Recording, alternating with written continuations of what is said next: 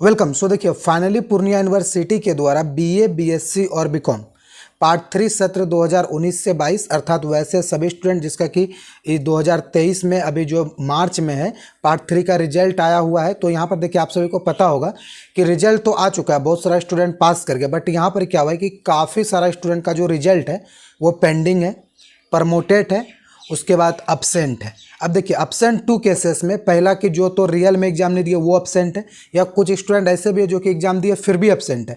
तो आज की वीडियो में आपको इसी के बारे में बताने वाला हूं कि यदि आपका रिजल्ट पेंडिंग है, प्रमोटेड है, उसके बाद या तो अब्सेंट है या फेल है, फेल किसी फर्दर वजह से हुआ है, तो आपको क्या करना चाहिए। आज की वीडियो में आपको टोटल जानकारी बताने वाला हूं। तो चलिए बिना किसी देरी के वीडियो को शुरू करते हैं।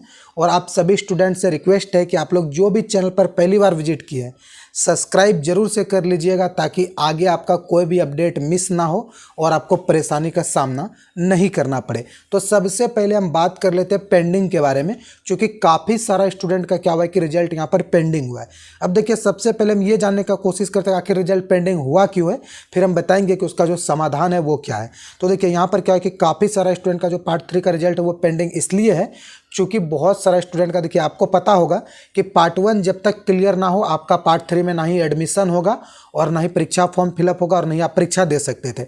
बट क्या हुआ है कि काफ़ी सारा स्टूडेंट जैसे तैसे करके कॉलेज के गलती की वजह से, यूनिवर्सिटी के गलती की वजह से और स्टूडेंट को जानकारी नहीं होने की वजह से उसका पार्ट 1 का कोई पेपर में प्रमोटेड था, बट फिर भी वो पार्ट 3 का फॉर्म फिलअप करके एग्जाम दे दिए। तो इस स्थिति में उसका रिजल्ट पेंडिंग हुआ है। बहुत सारे स्टूडेंट का क्या हुआ है कि पार्ट 3 का तो रिजल्ट आ गया अभी तक, ठीक है, बट उसका पार्ट 2 का जो है वो प्रमोटेड लगा हुआ है। पार्ट 2 का भी अभी एग्जाम दे रहे हैं वो, और पार्ट 3 का रिजल्ट भी आ गया। तो इस कंडीशन में क्या हुआ है कि आपका पार्ट 2 क्लियर नहीं था, किसी भी एक पेपर में प्रमोटेड या एब्सेंट होगा तो आपका रिजल्ट पार्ट 3 का पेंडिंग हो गया है। तो मतलब ये हुआ कि यदि आपका पार्ट 1 या पार्ट 2 इन दोनों में से किसी में भी कोई भी पेपर अटका हुआ था, क्लियर नहीं हुआ है, तो भी आपका रिजल्ट जो है पेंडिंग हो जाएगा।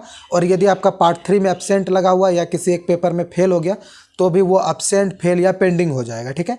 अब बात करते हैं कि पेंडिंग स्टूडेंट को करना क्या चाहिए। देखिए, यदि सबसे पहले आपका पार्ट 1 या पार्ट 2 कोई भी, किसी में भी, पार्ट 1 में या पार्ट 2 में कोई भी सब्जेक्ट एब्सेंट है या आपका प्रमोटेड है तो पहले उसको क्लियर कीजिए। यदि आप इस बार पार्ट 2 का एग्जाम दे दिए हैं या पार्ट 1 का एग्जाम दे दिए हैं क्लियर करने के लिए, तो नो प्रॉब्लम, अब आप वेट कीजिए। जब आपका पार्ट 1 और पार्ट 2 का रिजल्ट आ जाएगा तो आपका जो पार्ट 3 है वो ऑटोमेटिक सही कर दिया जाएगा बाद में, पार्ट 2 का रिजल्ट आने के बाद।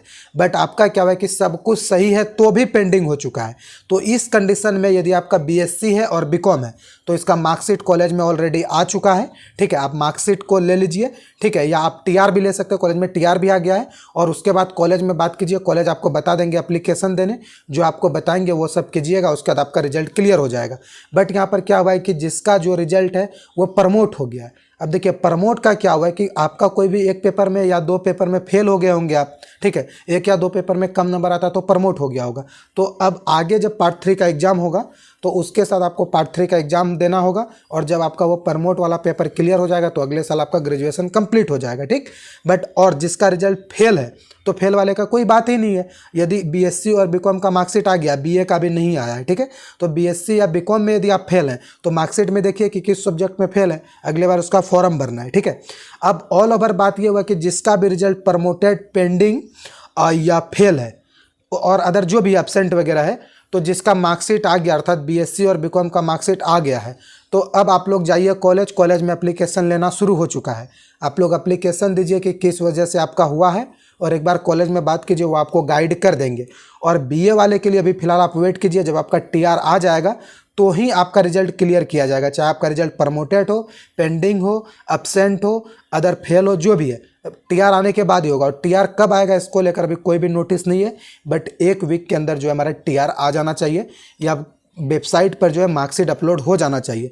तो जब भी होगा उनका अपडेट देंगे हम, विशेष जानकारी आते ही हम आप लोगों तक जानकारी पहुंचा देंगे। तब तक के लिए आप लोग भी धैर्य बना रखिए, और जो भी लोग नए आए हैं चैनल को सब्सक्राइब कर लीजिए, ताकि आगे जब भी मैं अपडेट डालूंगा आप लोगों को अपडेट तुरंत मिल पाए और अपना जो भी काम होगा आपका आप कर पाएँ। Thank you for watching. मिलेंगे अपने नेक्स्ट इन्फॉर्मेशन वीडियो के साथ।